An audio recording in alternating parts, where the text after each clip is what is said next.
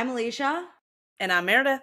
And this is also a podcast, and we have a very special guest with us today. Before we intro her, please check us out on Instagram, TikTok, YouTube, and Patreon. All the links are in our description. And please be sure to rate, review, and subscribe. So today, we're throwing it back to our Kid Nation coverage from our one season wonder. She was the heart of the show, the leader of the green team, a town council member, the whole reason the town didn't starve. Oh, Sheriff, my sheriff. Please welcome Sophia Wise. Hi. Sophia, thanks for joining us. Truly our sheriff. We were obsessed with you in the show and like all your antics, everything, no notes. We cannot wait to get into it. Okay, so to begin, we would love to know how you got cast on the show, and did you know what you were signing up for? When casting, they were looking for archetypes, so they got kids from like beauty pageants and rodeos and spelling bees, and I had done a summer camp in middle, like in 8th grade at Emory University. It was like take kind of faux college courses over the summer for people with no lives. Yeah, somebody, I don't know who, but somebody from there recommended me when CBS, for whatever reason, asked them for names. And did I know what I was getting myself into? No, not even. But that by design, you know, it was secret. Yeah. We were told nothing. We weren't even told each other's names until the cameras were turned on. They wanted it to be totally organic. So I had no idea. I know that my parents signed a waiver this thick that included, you know, you can't file a lawsuit if she dies, but crazy. 2000s were crazy. It was a crazy time. How long was your casting process from the moment they reached out to Very whenever short. you... Very short. Wow. I think January or February, and then we started filming midway through April. Wow. So you didn't have a lot of time to like think about it, even if you wanted to read the waiver. Oh, I didn't need to think about it. I've always, with my delusions of grandeur and all, I was like, of course they want me on television. Let's do it. Honestly, they weren't wrong. They weren't wrong. You were one of the focal points of the show. You were a star. Like you were our From the beginning. Probably favorite person on that show. Well, I'll tell you something. I don't want to reveal too much because this is in my book, but there's a reason I got cast on the show. They liked me because I used to write complaint letters to companies. Oh, incredible. That was the Obsessed. that was the hook. You're like, so that's my main personality trait. It was great. Yeah, I'm going to tell you what I think. As a kid, when did you start writing complaint letters? Like what was the earliest age? Well, coincidentally, I had written the first one that at the beginning of that summer, but I probably wrote about a dozen in a few months before I got to casting because I got addicted. You ever complained to CBS after the show? CBS was very good to me. I mean, it was years later that I heard some kind of horrifying things, and I'm genuinely sorry for my friends' experiences, but personally, I cannot say anything bad about them. Okay. Yeah. So when you got there, you see this town, how it's set up, you see the kitchen, you see your bunks. If I remember, there weren't any beds. You were all on the ground. What was your thought? Were you like, this is a mistake? Or were you like, I can do this. This is great. I don't think I was thinking about that specifically. I was thinking about the fact that I was about to start filming a reality show that was going to be like on air and how fucking cool that is. Like I remember just being so, once I got there, it like that thought set in and I was so excited and I was like, I feel really fucking can I curse? Sorry. Yeah, of course. Yeah. I felt so fucking lucky to be doing it. And I remember this like physical rush of kind of delight as I was walking around the town. So you were thinking about the production, the show, rather than like the survival, like what your life is going to be like on a hour by hour basis over the next 30, 40 days? Not always, but mostly. But I was one of the older kids, you know? Sure. Yeah, but that first initial like hit in the ground, you're like, oh, this is real. Like there's cameras, we're doing this. Yeah. Wow. Okay. We were interested in this. They don't show us a lot, but you guys did a lot of like gross activities. The shower situation. What was happening there? An episode cycle was 3 days. We would do like a filming in town day. We would do a showdown day, and then we would do town council. No, showdown day, then just doing jobs in town, then town council. And after every showdown, they brought in shower trailers. Okay. So we got to take a shower once every 3 days. Okay. Okay, that's which is more than they let us brush our teeth. Oh, what? Whoa! We can bring toothbrushes, which is like one of the craziest things about the show because toothbrushes was one of the rewards in one of the showdowns. Oh my gosh, you're right. And that's like just when you think about it today, that's like one of the more insane things about like why. Like between that and like The fact that we lost access to water, like, Yeah, that's crazy. Yes, like you could just wake up, like brush your teeth off camera. Let's get the cameras rolling then. Like get all the kids up. Let's do this. somehow somebody thought that was a good way to stress kids out. Although Nobody most would of them have didn't care. I had 6 Yeah. cavities when I got back from Kid Nation. been. No way. That's disgusting. Oh my God. That is cannot be legal anymore. That is crazy. That's the exploitation there. No, Yeah. we never really thought. We were more concerned on the showers. Especially after the baked beans. We Yeah, never baked even thought beans. about The two. baked beans, I mean, this was so long ago, but I remember us all sitting on like the people mover bus, like for like too long, like waiting for showers, and we were all like encrusted with beans. Oh my God. And, like, That would it have was a sent little me too over cold the for edge. air conditioning, and it was just like, this is so disgusting. Oh, I would have been that kid that was like, I need to go home now to my mom. Like, disgusting. After the first showdown, you know, the one where we were pumping water, different color water, that water was very, very cold. And if you go back, you'll notice that I'm not really there. And it's because I wasn't there. I was like shivering and my lips turned blue, and they whisked me off camera, and I was given like, you know, one of those aluminum foil blankets and sent straight to the psychologist trailer. Oh my gosh. gosh. Did any other competitions happen where like people had to be removed like that? No. And that was just a pattern with the production of the show, is that they did not account for very predictable things, like weather, for example. It was really cold that first night. I didn't have a blanket because I just didn't find one in the bunk I was told to sleep in. And the next day, I think, is when they brought in Sub-Zero sleeping bags. Good. It seems like it's very easily somebody could have checked the weather, and Yeah, your like pre-production planning should have taken into account what the weather would have been in March. right. I don't think that's cruel so much as it is confusing. I'm like, I just don't really get it. But Yeah. But no, I mean, I did not. Generally speaking, I did not feel endangered, but that was I've never done well with like a lot of cold. I mean, everyone else they did it, but it was unpleasant. Yeah. Can we talk about then like the adult supervision? Like what were adults getting involved in production? Was what was the guy's name? Mr. Bonanza or something like that? That guy that ran the town. Jonathan. Alicia always thinks he owns the town, and his name is Mr. Bonanza. It's not. Yeah, he was the only adult we saw. Right, he's a psychopath who owns the town, and he likes to like abandon children. Exactly. That actually would have been a great show. That's basically kind of what the show was. Right. But like, what was the adult supervision between Jonathan? There are adults everywhere. Okay. It was crawling with adults. Every time someone's on camera, there's at least 3 adults. There's someone with the camera, there's someone holding the boom, and there's a producer who's asking the questions. There was a safety expert on set 24/7. They had psychiatry on set. I don't know if it was 24/7, but like very readily available. The first few days, they had a chef who was there to help us learn to use the wood burning stove. Yeah. Okay, that's good. That makes sense because you like took a lot of charge in that kitchen early on. Yeah, we were having a lot of trouble starting the fire that day, and I had read this, I guess, in books that took place on the prairie. I was like, wait a minute, you can burn cow dung. And so I went out and got like a cow clod, and I tried to burn it. It did not work. But I remember the chef picking it up being like, it needs to be really dry. And like, oh my god, I don't think that made the show. No, it definitely didn't. We would have remembered that. Yeah. So as we were watching, oh wait, sorry, just okay. There were also like camp counselors. Like every color had someone assigned to the 5 boys and someone assigned to the 5 girls. They slept in like a really.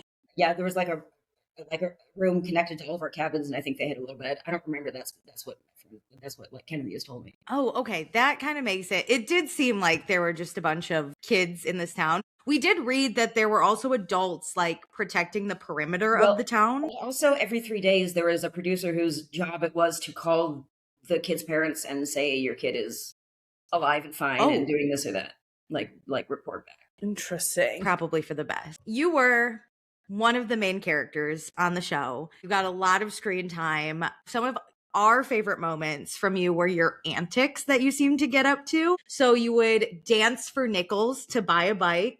You did something where you laid down in the town square and then everyone laid with you, made people get some money from dipping their hand in gross food. And you had a plot of land that you claimed that no one could walk through. That's probably my favorite. Were you just so bored? Was this a psychological experiment? Those all happened at different times to my memory. I remember the one episode, the kind of forced theme of the episode was, it's boring here. We need entertainment. What I did, because I was 14 and conscious of the fact that this was like a really special opportunity, I would wake up in the morning and go find a camera crew. Mm. And those are some of the ideas I had on my way to find a camera. Like your goal was getting something that was like worthy to make it to air. Worthy, I mean, I'm glad, I'm glad people enjoyed it, but it was just like, my sense of humor, and there's a couple of absurd ideas I thought of, and yeah, enough to, I think most of the kids did not do that though. So it was easy enough to be like, hey, like, yeah, you weren't like fighting for much like attention in that regard. Is like you had ideas of things that would be funny, and if they made it to air, great. If not, whatever. Right. But like you were like, let's spice things up. Like this is a show at the end of the day. So we definitely had things that didn't make it to air. Like we did like an improv comedy night, and it just wasn't funny. And that was one of the things I was really worried about. Is I was waiting for the show to come on. I was like, fuck, I'm gonna look like a fucking idiot in that scene, and they just cut it out. Which honestly is kind of sums up my experience on Kid Nation. I was painted as like the good guy, like such a white hat. So there's no footage that portrays me in a bad light. I definitely did things that were not great. It's reality television, so they had to like sculpt the narrative. Yeah. I did listen to yours and Michael's podcast a little bit, and you were both like, we were like early teenagers. We were definitely doing bad things, but you both did get like a hero edit, and someone like, let's say Greg, who lives rent-free in our minds, was definitely given the villain edit, which he probably wasn't the only villain. I'm gonna, I don't know what I can say legally, but I did not perceive that as much editing at all, the way he was portrayed. That's really fair. We didn't. Taylor got a villain edit. Okay. Yeah. Taylor was also like 9, so you can only be such a villain. She was a child. Yeah. On the show, as we said, there's a bunch of teenagers. There had to be crushes happening on set. Meredith and I did have this debate, and Laurel kind of helped a little bit, but we'd love to hear from you. There's no way a bunch of teenagers weren't having like little crushes on each other. What did Laurel say? She said there were definitely crushes, and I think she had her first kiss like under the stars. She said some kisses happened. That was her first kiss? Okay. I think so. It was me. No, okay. Tell me that. No. I was kissing everyone. Well, this is also in my book, but I'll tell you that the last episode of the show, there were 2 pairs of kids that like got together and were like sneaking off and making out, and suddenly that was like a thing. I knew it. I remember there were little crushes during the show. I don't specifically remember those, but I do remember the pair-offs that happened. Oh, I knew those kids. Laurel wasn't one of them. Oh, I knew Laurel was out here kissing. Obsessed. She told us. She's out there kissing. So you became the sheriff of the town. You were, if I remember, the one in charge of shutting down the arcade so that everyone could get their chores done. Kind of the villain of the town, but we as adults were like, it makes sense. Did you have any issue being this authority figure? No.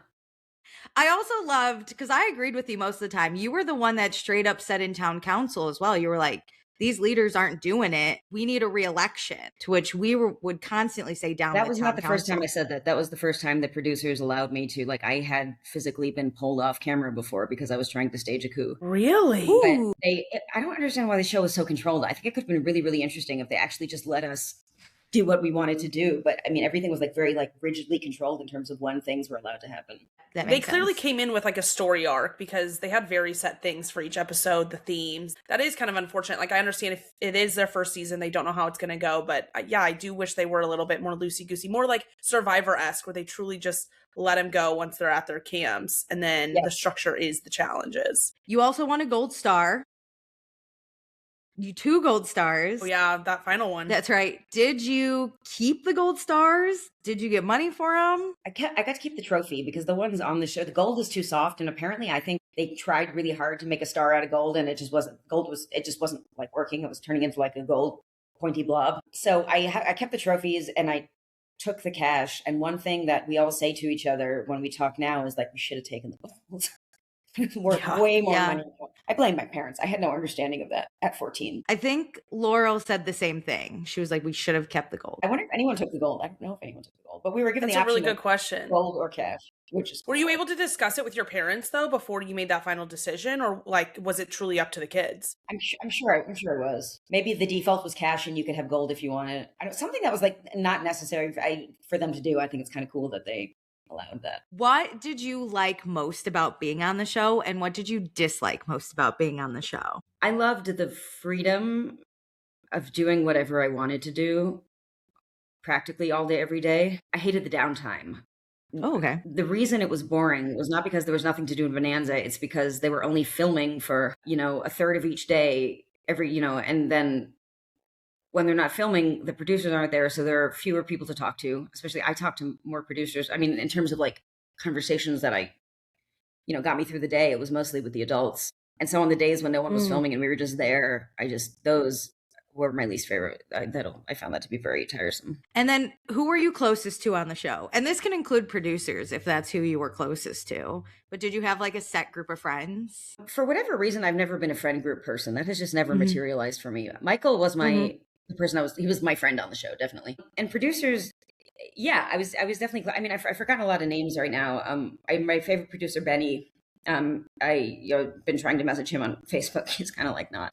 It's so funny. I get in touch with Jonathan also, but Kid Nation is such a bad look that people don't want their names on it. Yeah, especially recently because there was that like documentary. I emailed Jonathan and I was like, can we have a phone call? I think I want to know what you remember from the show. He's like, oh, I don't think I remember anything, but like, and I was like, nothing.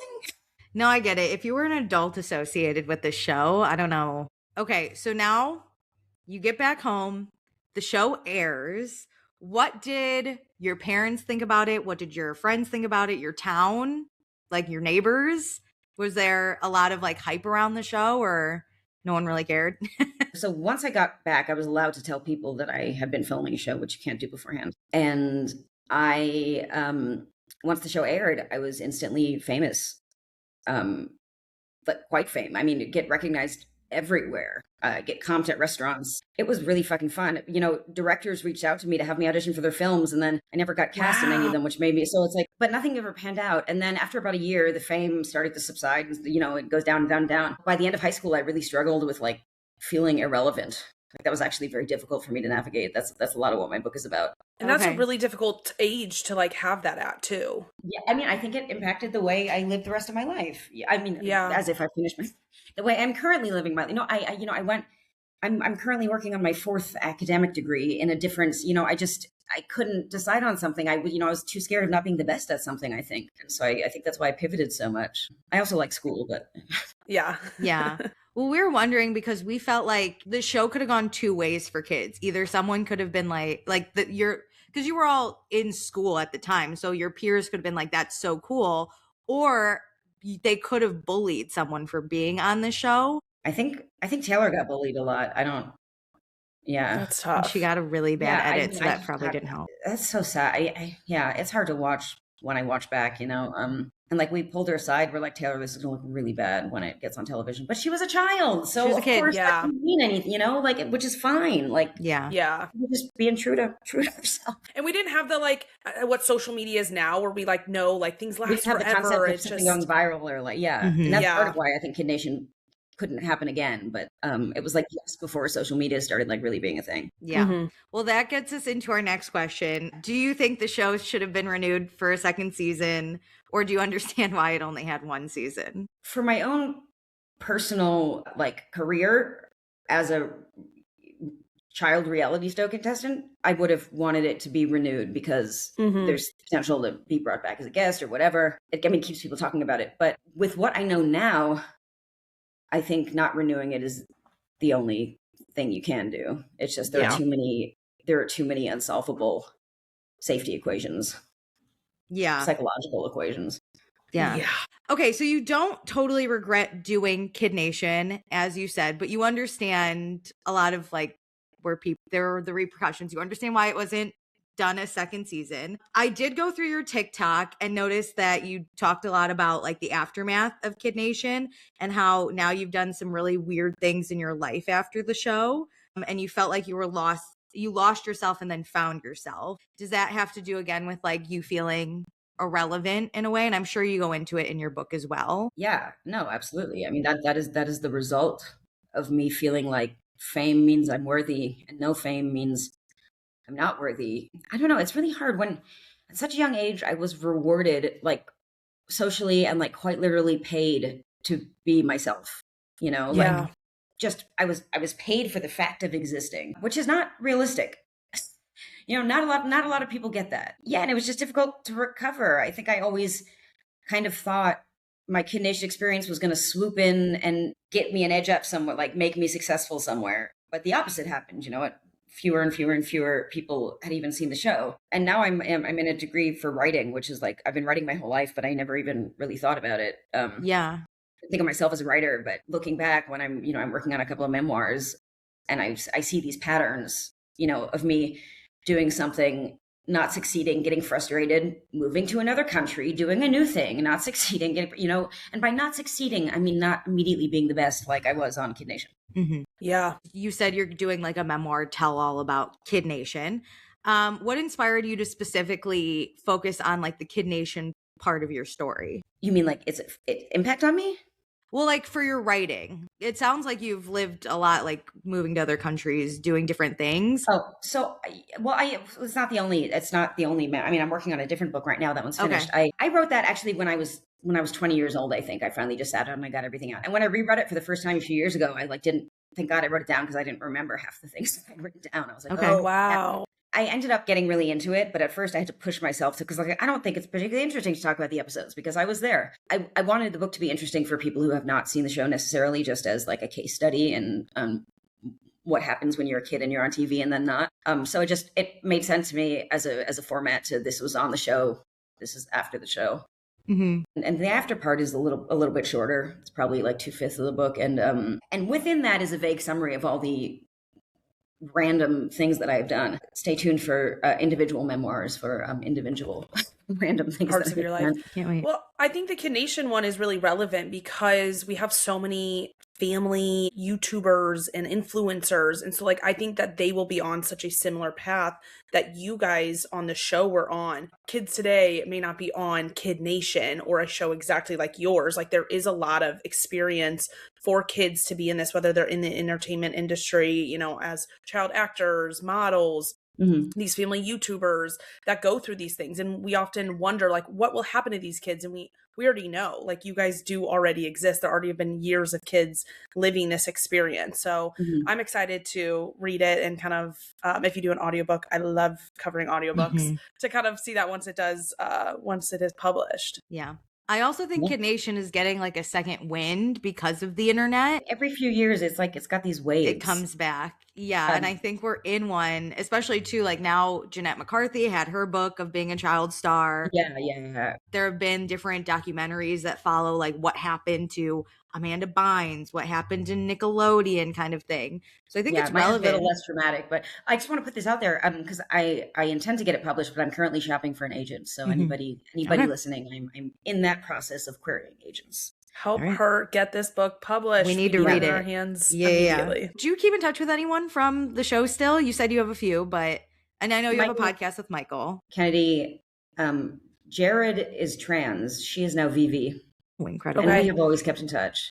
Yeah. Okay. Beyond that, not really. Laurel and Morgan for a year or two after the show. And now, since I started the podcast, I've gotten people's numbers. I've had brief discussions with people, but in terms of who my friends are, it's just Michael and Kennedy. Okay. And Vivi. We talk less frequently, but yeah.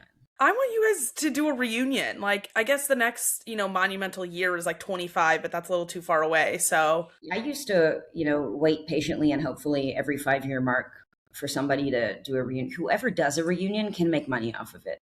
That's what I have to say. We have not all been together since the show. Meredith, are we? I'm ready to orchestrate this. Let me get my reality TV producer cousin in on this. We'll shop this around. No, but I mean, as just a special extra episode or whatever, seeing us all grown up and together and looking at that dynamic.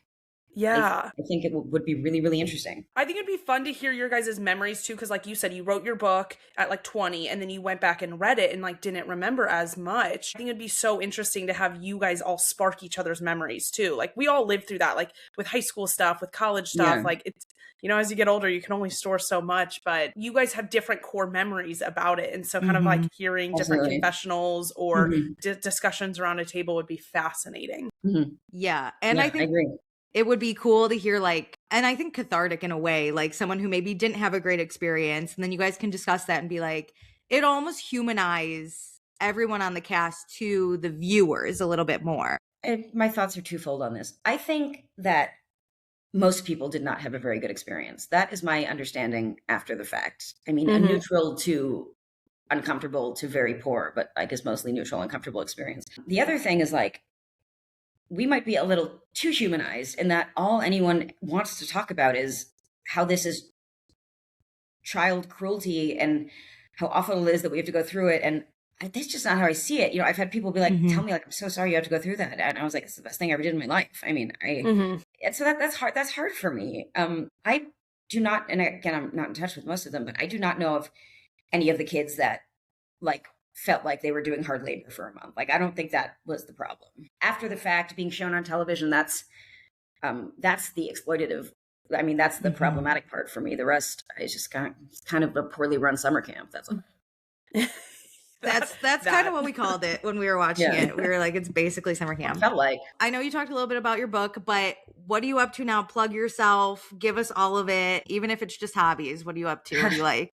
Sure. Okay. So just before I forget, my book is called Fried Beef Jerky, My Time on Television's Most Controversial Reality Show. Right now I'm working on another book. My favorite cat was hit by a car a little over a year ago. And I So went sorry. from Oh my like believing gosh. in no afterlife whatsoever or God or anything to like being like full woo-woo witch, like because I couldn't, my brain broke when I thought about like not seeing her again. So like I saw a ton of Yeah. mediums and like I have crystals and all this stuff. And that's just, I've been documenting my journey. I'm really into motorcycles now. That's probably my main thing.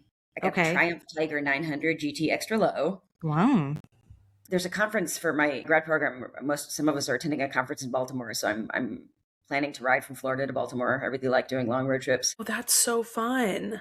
Yeah, I fucking love it. And I have an adventure bike, and it's got, I paid good money to have like the carriage on the bike. I can carry, so I can really carry this on my bike. Also, on my bike, I have a baby on board sticker, which I think is hilarious, but no one ever comments. I'm Sophia, the your baby. humor is It's unmatched. next level. I wish you could tell somebody that. We will now with this. We're going to Well, now, promote right it. now, right. Finally, someone knows.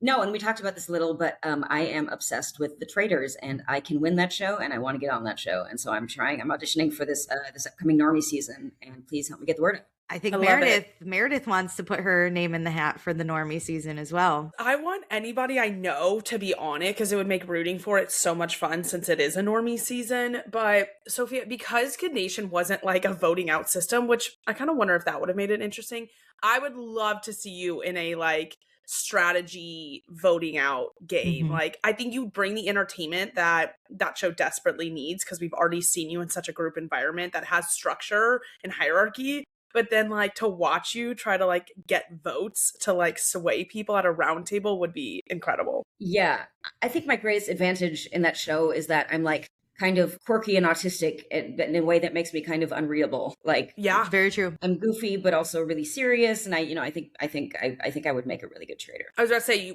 you would want to be a traitor? Absolutely. Would you That's just what the hate game it is, you know? if you were a faithful? Because I would hate it if they put me as a faithful. I'd take it, but I'd be bummed. Yeah. 100%. So as a trader, you think you could win it?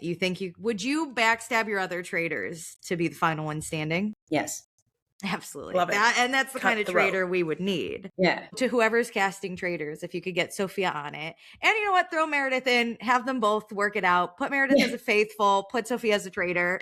I always love whenever there's a what do they call it, like a traitor like angel where like somebody looks out for like their faithful friends. So you can be the traitor, you can look out for me, and we'll just like ride to the end and you can win, but like you gotta buy me dinner. Bring her to the end, look her straight in her eye and go, I'm a I want to traitor. be clear, the money is great. I would love the money, but this is not for the money. Okay. I can win this game. That's the thing. I would want to play the game. Money, great. I'm happy to make a big show of donating it to charity. I can win this game. Keep it. You deserve it. It's But- pride. It's like the integrity of the game. I agree. Okay. I Yeah. would love for you both to be on it. I'll cover the show.